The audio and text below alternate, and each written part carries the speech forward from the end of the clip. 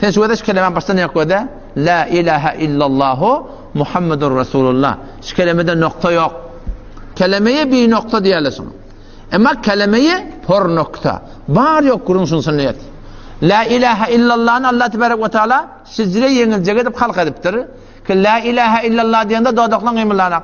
Sen bir taraf, 100 taraf, 1000 taraf, 100.000 taraf.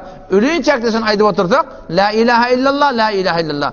Doğdak kıymırlamayan Müslüman doğun. O zaman yöne şu kelimeni aydanda bir adam Müslüman oluyor.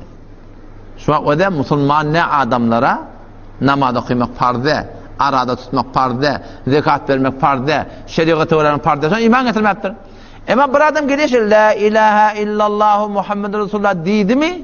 Hatmin namazı kıymalı, hatmin arada tutmalı, hatmin zekat vermeli, hatmin hicab riayet etmeli, hatmin pulu hacca gitmeli, hatmin şeriatı öğrenmek olmalı, hatmin. Şimdi ne mesin hatmin ettiği Müslüman? Şu kelimede ne ama?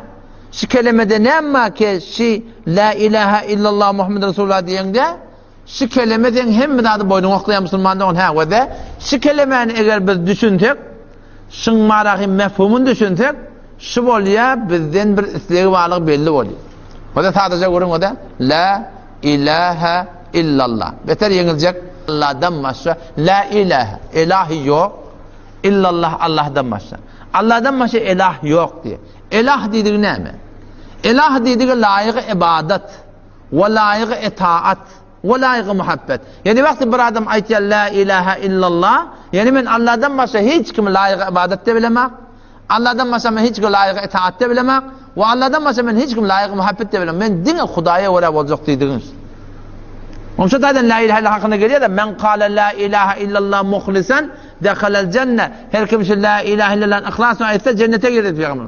On bir soraptır da ya Resulullah kıyle ve ma ihlasuha. Bu ihlası ne oluyor? Men nece bileyim şu kelime hakkını aytmakını ben muhlus. Evet muhlusluk men nece bileyim ya Resulullah Huda deyiptirler. Onu Peygamber ayıptı en tehtuzehu en meharimillah. Şu kelime şunu haramdan al kalmalı. Şu kelime ne polis al kalmalı? Enem uğramasın, atam uğramasın, halk men uğramasın, halkın rıtıva olamayın, tutulamayın, lovgudamayın, yok, hiç gayreti yok, doğatlamahan utanacak alamayın, hiç gayreti yok. Fakat şu kelime-i la ilahe illallah, Peygamber ne diyor? Şunu memnuattan, haramdan, Allah Teala'nın şeriatı etmedik diyen dağıtlarının alık kalmalı. Şu kelime nece alık kalmalı Müslüman doğun?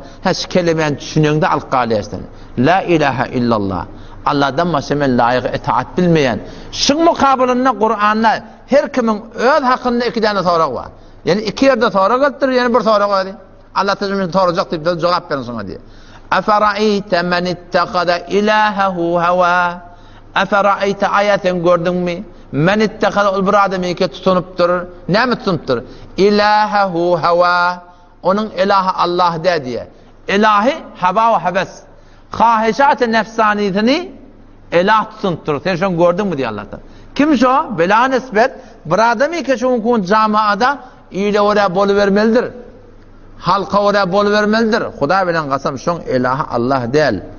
Bile ne yapıyorsun şu? Düşünmeyen ayıptır. Düşünmeyen hem bari ya. La ilahe illallah. Allah'dan başka ilah tuttuğun ne mi dedin? Sen Huda, tebası yüreğini Huda'yı tuttuğun deyip de yüreğini oraya yaşadın, yüreğini Huda'yı tuttuğun mu diye. İyile oraya yaşadın, iyile Huda'yı tuttuğun mu diye. Halka oraya yaşadın, halka Huda'yı tuttuğun mu diye. O zaman şu vakti ki ayat-ı Kur'an inenne Addi bin Hatim radıyallahu anh, Addi bin Hatim radıyallahu anh Nesrani, Mesihi, Müslüman mı diye. Müslüman mı? Kur'an okuyup var yani. Bir para, iki para, üç para, 10 para. O Sure-i Tevbe vardı.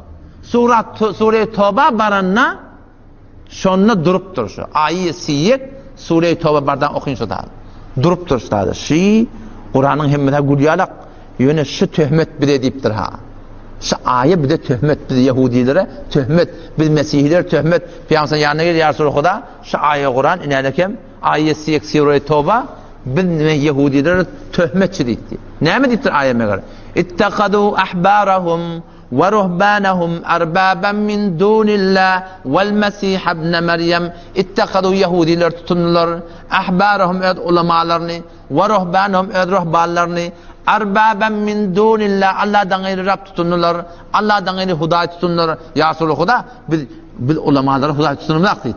Bir de töhmetçi deyip.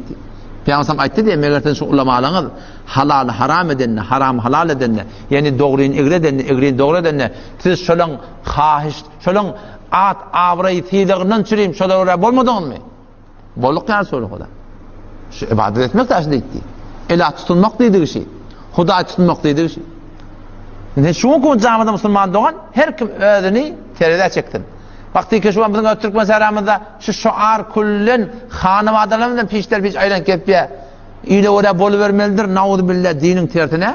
Halka oraya bol vermelidir nauzu Halık'ın tertine. Şunu hiç şek etme. Şol adamın ilahı Allah değil.